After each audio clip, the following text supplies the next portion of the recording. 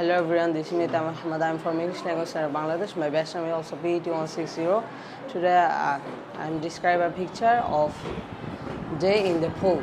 So let's start it. In this picture, there are many things to describe, such as fence, swimming pool, alligator, coconut tree, etc. In the left side, I can start in the left side. The left side, we can see a coconut tree. Under the coconut tree, there is a swimming pool where a girl swimming, and behind the swimming pool, two chairs lunch where two girls rested. In the corner of the picture, we can see a tub, alligator, and this is the picture where a pink rug, a ball. Behind the fence, there are many mountain, infield plants.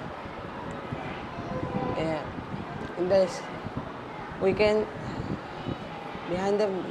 see a clear sky and a beautiful sun.